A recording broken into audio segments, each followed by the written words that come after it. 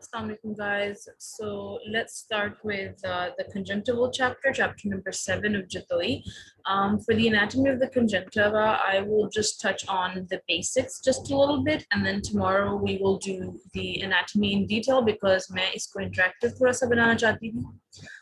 So I'll just draw out the eyeball for you again. This is the cornea and this is the rest of the sclera over here. And this is the eyelid, and we've gone over this many times, but just to reinforce where the conjunctiva is exactly. So this, for example, let's just mark it here कि ये है limbus. ठीक है, limbus के साथ attachment होती है इस कंजक्टिवा की, तो ये हमारे पास जाती है बल्बर कंजक्टिवा. ठीक है, फिर ये यूं घूमती है और इस वाले घूम को कहते हैं फॉर्निक्स. ये सुपीरियर फॉर्निक्स हो गया बिकॉज ये टॉप पे है. और फिर अब ये आगे हमारे पास पैल्पेबल कंजक्टिवा. ठीक है, तो ये अपर वाली होगी और लोअर वाली भी इस तरह यूं हो गई. ठीक है, अच्छा, अब इसके अंदर जो है काफी सारे ग्लैंड्स वगैरह हैं, तो ग्लैंड्स इंशाल्लाह हम कल करेंगे बिकॉज आई वांट कि ये रिवाइज हो जाए. ये ग्लैंड्स हम पहले कर चुके हैं आईलिड वाले चैप्टर में, तो मैं आप लोगों से फिर पूछूंगी कि कौन कौन से ग्लैंड्स थे, तो maybe you want to read up about it, you know, just as a revision. So let's just get right into our bacterial conjunctivitis. ठीक है, तो तीन टाइप्स ऑफ एक्सुडेट फॉर्मेशन होती है बैक्टीरियल कंजंक्टिवाइटिस में. ठीक है, सबसे पहले हमारे पास है म्यूकोप्यूरेंट. ठीक है, म्यूकस भी है और पस भी है. फिर हमारे पास है सिर्फ प्यूरेंट. पसी डिस्चार्ज ये बहुत ज्यादा थिक और वाइट चीजी डिस्चार्ज टाइप होता है. फिर हमारे पास है मेम्ब्रेनस डिस्चार्ज. अब मेम्ब्रेनस जस्ट मीन्स कि जब वो फाइब्रिनस एक्सुडेट बनता है तो यू कैन से कि वो थोड़ा सा सोलिडिफाई हो जाता है और एक मेम्ब्रेन सी बना देता है कंजंक्टिवा के ऊपर. ठीक है, तो ये हमारे पास है तीन types of exudate because of the bacterial infection. अच्छा, अब सबसे पहले हम कर लेते हैं म्यूकोप्यूरेंट कंजंक्टिवाइटिस, जिसको हम पिंक आई भी कहते हैं. In fact, I'll just change the color of my pen to pink. इसको हम पिंक आई भी कहते हैं. This is even pink. खैर पर्पलिश लग रहा है, खैर चलो. अच्छा, इसमें क्या होती है, बैक्टीरिया जो है इन्फेक्ट कर देते हैं कंजंक्टिवा को, तो उसकी एक्यूट इन्फ्लेमेशन हो जाती है. ठीक है, जिसके अंदर हमारे पास ये म्यूकोप्यूरेंट डिस्चार्ज आएगा और hyperaemia. Hyperaemia just means redness of the conjunctiva. ठीक है, आई जो है वो रेड हो जाएगी और साथ में डिस्चार्ज सा बनना शुरू हो जाएगा. अच्छा, कॉज क्या है कि ना डायरेक्ट कांटेक्ट होगा विद द इन्फेक्टेड सिक्रीशन. तो I remember, this is a random piece of information, but I remember watching like this Indian drama. तो उसके अंदर उस बंदी को जो है कंजंक्टिवाइटिस हो गया था, bacterial conjunctivitis, and then she was like wearing sunglasses and she wasn't allowed to look at other people, वरना अगर वो देखती उनको तो उनको भी हो जाता कंजंक्टिवाइटिस और something. And I remember thinking like how did they even come up with this concept, right? मतलब as long as you're not directly touching, for example, आपने अपनी आंख में itching हो रही थी, आपने अपनी आंख को मसला और उसी हाथ को आपने किसी और के हाथ के साथ मिलाया और फिर उस बंदे ने अपनी आंखों को हाथ लगाया, like this is how it's going to transmit, right? But उनके हिसाब से देखने से ट्रांसमिट हो रहा था ना. I was wondering कि शायद हमारे यहाँ भी ऐसी कोई मिसकंसेप्शन हो. खैर, सो ये डायरेक्ट कांटेक्ट होगा with the infected secretion. So अगर किसी को हो जाता है बैक्टीरियल कंजंक्टिवाइटिस, तो what we do is just we make sure कि वो बार बार हाथ धोते रहें, हम भी बार बार हाथ धोते रहें, अपनी आई के साथ कांटेक्ट जो है अवॉइड करें. उसके अलावा हम लोग जो टॉवल्स वगैरह हैं, कोई ऐसी चीज़ है वो शेयर ना करें. ठीक है, सो this is how you avoid this contact with the infected secretion. अच्छा, वहाँ पर पॉजिटिव ऑर्गेनिजम्स कौन से हैं? We have Staph aureus, Strep pneumo and H influenza. इसके अलावा भी काफी positive organisms हैं, but if you just remember these three main ones, तो I think you'll be good to go. ठीक है, फिर sign and symptoms में आता है सबसे पहले redness of the conjunctiva. ठीक है, foreign body sensation. ठीक है, and burning, discharge, and when these patients they wake up, तो सुबह को ना उनकी eyelids glued shut होती हैं क्योंकि पूरी रात जो है वो म्यूकोप्यूरेंट डिस्चार्ज जो है वो निकलता रहा है और फिर वो उसने eyelashes में भी चला गया, eyelids में पता चल गया और वो upper and lower eyelid जो है वो चिपक गई होती है. ठीक है, फिर खैर जब आईलिड्स अगर इस तरह ग्लूड शट हो तो उसको करने का ये है कि आप ना थोड़ा सा लूक वार्म वाटर से आहिस्ता आहिस्ता उसको साफ करें, ठीक है। मेक श्योर कि जब वो ड्राई हो तो आप उसको पुल आउट ना करें, वरना तो आपकी आई लैशेज भी उतर जाएंगे और आपको दर्द भी पिला जाए बहुत सारी होगी, right. So the way to fix it is to take some warm lukewarm वाटर और उसको आहिस्ता आहिस्ता आप लगाएं और टिश्यू से या किसी तरह भी थोड़ा थोड़ा करके अपनी आईलिड्स को जो है वो सेपरेट कर लें। है माइल्ड के अंदर क्या होता है, रेडनेस होती है फोर्निक्स में, ठीक है। मैक्सिमल रेडनेस होती है फोर्निक्स में और पैल्पेब्रल कंजंक्टिवा में, ठीक है। इसमें नोट करें कि बल्बर कंजंक्टिवा माइल्ड वाले में जरा बच जाती है, लेकिन जो सिवियर केस है उसमें हर जगह रेडनेस होती है और उसको हम एक्चुअल में कहते हैं पिंक आई, ठीक है। फिर जो म्यूकोप्यूरिन डिस्चार्ज है, अगर आप फोनिक्स में देखेंगे तो वहाँ पे बहुत सारा फ्लेकी म्यूकस टाइप पड़ा होता है, ठीक है, जैसे आईलिड इवर्ट करके अगर आपने एग्जामिनेशन किया, बट यूजुअली इस तक नौबत नहीं आती कि आपको आईलिड इवर्ट करनी पड़ जाए। आपको जो पेशेंट जब आपको साइन और सिम्टम अपने बताता है कि मैं जब सो के उठता हूँ तो बहुत ज़्यादा डिस्चार्ज निकला होता है मेरी आईलिड्स के इर्द गिर्द हर जगह, और मतलब क्या पता उसकी फैमिली में 2-3 लोगों को हो चुका हो, तो उससे भी ज़रा, बिकॉज ये एक highly infectious kind of condition है कि अक्सर जैसे हमारे हाउस होल्ड्स में ना लोग टावल्स वगैरह शेयर कर रहे होते हैं तो सबको ही हो जाता है तकरीबन, ठीक है, 1 by 1 है। फिर मैटेड आई लैशेज होंगी पेशेंट की। उसके अलावा this is very important, visual activity remains normal, ठीक है, उसको विजन बिल्कुल उसका ठीक है, उसमें कोई मसला नहीं होता। फिर डायग्नोसिस मोस्टली इसका क्लिनिकल है, और ट्रीटमेंट में आपने क्या करना है, इरिगेशन। इरिगेशन जस्ट मीन्स कि आप वो वाटर से जो है उसकी आई को क्लीन कर दोगे, उसके आई में जो भी डिस्चार्ज आएगा आप उसको क्लीन कर दोगे। देन इज लिड हाइजीन, तो मैं बताया कि जो एक्सुडेट है वो क्रस्ट काइंड ऑफ फॉर्म कर देता है, मैट कर देता है, हर चीज को स्टिक कर देता है, उसको आपने आराम आराम से जो है रिमूव करना है, ठीक है। तो sometimes they even recommend the use of a little bit of baby shampoo on a cotton bud, उससे थोड़ा थोड़ा आप वॉश कर सकते हैं, वरना आप वाटर से ही उसको वॉश आउट कर सकते हैं। उसके अलावा then we can give topical antibiotic drops. इसमें से 2 एंटीबायोटिक के आप नाम याद कर लें, एक है जेंटामाइसिन और दूसरा है टोब्रामाइसिन। तो if you can remember gentamicin, मतलब you can remember any of these, chloramphenicol है, सिप्रोफ्लॉक्सासिन है, ओफ्लॉक्सासिन वगैरह, बट 2 इज एनफ, ठीक है। उसके अलावा बेड टाइम के लिए ऑइंटमेंट हम दे देते हैं, ठीक है।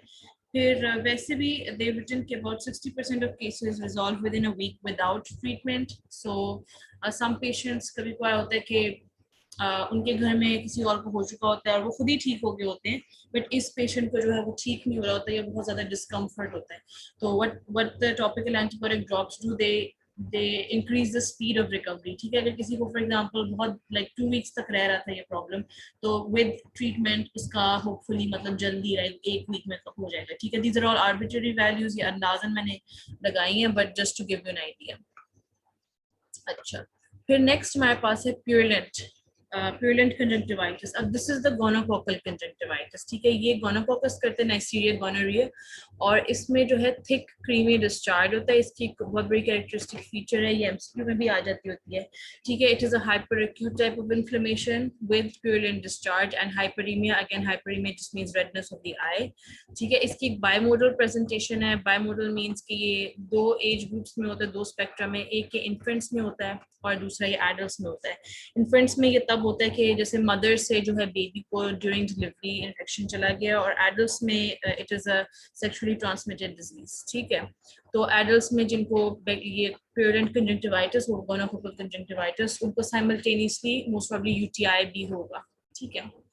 फिर साइन एंड सिम्टम्स इसके आते हैं, this thick creamy pus is the very important one, ठीक है।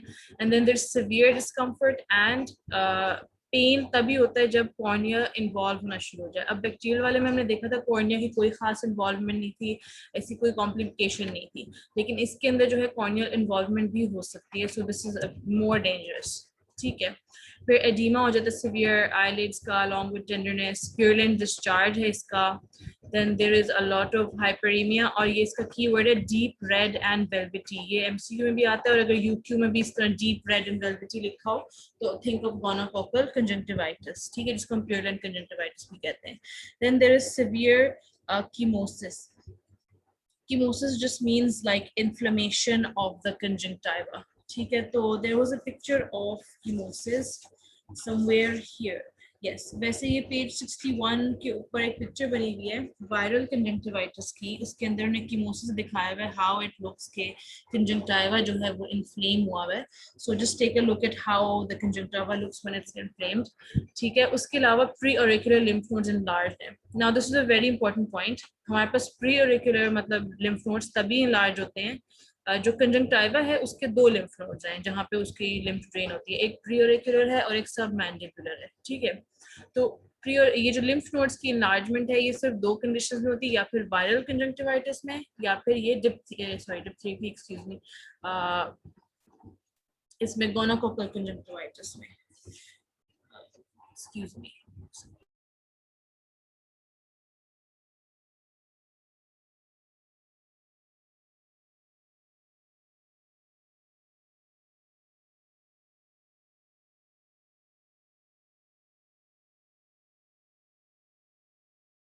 Right. I just wanted to make a correction. Diphtheric जो मैं मुंह से निकला वो सही निकला था। Diphtheric में भी preauricular lymph nodes enlarged होते हैं, gonococcal में भी enlarged होते हैं और viral में भी enlarged होते हैं। ठीक है, अब इसकी ये differentiating feature है कि इनकी एक प्राइमरी चीज जो है वो एक इन preauricular lymph nodes की enlargement है। ठीक है, दूसरों में नहीं भी हो या हो, it's kind of different, it's variant. ठीक है, लेकिन इसमें जो है ये काफ़ी ज़्यादा जो है प्रोमिनेंट है और सिवियर केसेस में लिम्फ नोड्स के अंदर पसी डिस्चार्ज भी आ जाता है, उसको कहते हैं सुपरेशन हो जाती है। ठीक है, तो सुपरेशन ऑफ लिम्फ नोड्स भी हो जाती है और इसमें कॉर्नियल अल्सरेशन इज कॉमन। ठीक है, सो इसके अंदर quick action is very very important. तो इसकी कॉम्प्लिकेशंस में we have corneal ulceration. Next we have iritis. Iritis means कि जो आइरिस है उसकी इन्फ्लेमेशन, और आयरिडोसाइक्लाइटिस मींस आइरिस की inflammation along with ciliary body की इन्फ्लेमेशन। ठीक है, फिर डायग्नोसिस इसका इस तरह है कि पेशेंट को, जैसे अगर एडल्ट पेशेंट आपके पास आया तो उसको ऑलरेडी यूटीआई हुआ होगा, तो उससे आप थोड़ा बहुत अंदाजा लगा सकते हैं। ठीक है, स्पेशली ये उनके अंदर ज्यादा डेंजरस है, फॉर एग्जांपल जिनको यूटीआई हुआ है and they haven't washed their hands after using the bathroom, और फिर वही हाथ अपने आंखों वगैरह को लगा लिए, फिर ट्रांसमिट हो जाता है। ठीक है, और लैब्स के अंदर ग्राम स्टेनिंग करवा सकते हैं and then culture and sensitivity. ठीक है, फिर ट्रीटमेंट के अंदर hospitalization is very important because this is a very severe condition. इसके अंदर कॉर्नियल अल्सरेशन का बहुत ज्यादा चांस होता है। कंजंक्टिवल आप स्मीयर ले लेते हैं फॉरन to identify the bacteria. Irrigation करनी है आपने, जो डिस्चार्ज बन रहा है उसको आपने रिमूव करना है। एंटीबायोटिक्स आप टॉपिकल एंड सिस्टेमिक दोनों देते हैं। ठीक है, टॉपिकल में डे टाइम में आप ड्रॉप्स देते हैं, रात को ऑइंटमेंट देते हैं, और जो सिस्टेमिक है वो आप ओरली दे सकते हैं या फिर आईवी दे सकते हैं depending on how severe the condition is. और अगर कॉर्निया इन्वॉल्व है तो फिर आपने एट्रोपिन भी देनी है, and atropine is a cycloplegic. ठीक है, ये सिलियर स्पैज्म को जो है वो रिलीफ देता है एंड इट मेक्स श्योर कि उसकी जो पेन है सिवियर वाली वो थोड़ी कम हो जाए पेन। ठीक है, the last one that we're going to be looking at today is membranous conjunctivitis. Membranous conjunctivitis is caused by Corynebacterium diphtheria. इसमें membrane formation होती है। I want you guys to answer के diphtheria और कहाँ membrane form करता है। ठीक है, apart from the conjunctiva that we're studying right now. और मेम्ब्रेन कैसे फॉर्म होती है, इसके फाइब्रिनस एक्सुडेट जो प्रोड्यूस होता है वो कोएगुलेट कर जाता है और वो फॉर्म कर देता है एक ट्रू मेम्ब्रेन। इसको हम ट्रू मेम्ब्रेन क्यों कहते हैं, क्योंकि ये जो है कंजंक्टिवा के साथ इतनी ज्यादा चिपकी होती है कि अगर इसको हम रिमूव करने की कोशिश करें तो ये एपिथेलियम को टेयर कर देगी और ब्लीडिंग शुरू कर देगी। ठीक है, कन्वर्सली जो सूडो मेम्ब्रेन है वो इजीली जो है पील ऑफ हो जाती है, मतलब उसके अंदर भी एक्सुडेट होता है लेकिन वो एक्सुडेट जो है वो फॉर्म जब हो जाता है तो उसको उतारना इतना ज्यादा मुश्किल नहीं है, तो विदाउट टेयरिंग द एपिथेलियम उतर जाती है और ब्लीडिंग को खास नहीं होती। तो वो नॉन डिप्थीरिक इन्फेक्शंस में हमारे प्रॉफ में एक सूडो मेम्ब्रेन वाला क्वेश्चन आया था एंड आई स्पेसिफिकली रिमेंबर कि हाफ द क्लास एटलीस्ट उन्होंने उसको डिप्थीरिया बना दिया था, हालांकि it clearly stated pseudo membrane. ठीक है, तो वो बस उनको याद आया कि ये सूडो मेम्ब्रेन वाली बात अंडर डिप्थीरिया वाली जगह पे लिखी हुई थी तो उनको लगा कि शायद डिप्थीरिक है ना, लेकिन I want you guys to note this especially कि नॉन डिप्थीरिक के अंदर सूडो मेम्ब्रेन बनती है, डिप्थीरिक के अंदर ट्रू मेम्ब्रेन बनती है। फिर हमारे पास है साइंस एंड सिम्टम्स। इसके अंदर सीरियस डिस्चार्ज है। ठीक है, तो जो पिछला डिस्चार्ज हमने पढ़ा था वो थिक और वाइट और क्रीमी था, वो प्योरलैंड डिस्चार्ज था। उससे पहले जो हमने डिस्चार्ज पढ़ा है वो kind of sticky mucoid type discharge था, और ये वाला जो है ये सीरस टाइप ऑफ डिस्चार्ज है। ठीक है, कंजंक्टिवा के ऊपर एक वाइटिश सी मेम्ब्रेन होती है, specially on the palpable and fornix, and bulbar conjunctiva पे नहीं होती ये मेम्ब्रेन। ठीक है, फिर pre-auricular lymph nodes can be enlarged as well. अब इसकी कॉम्प्लिकेशंस क्या हैं? Again there is chance of corneal ulceration.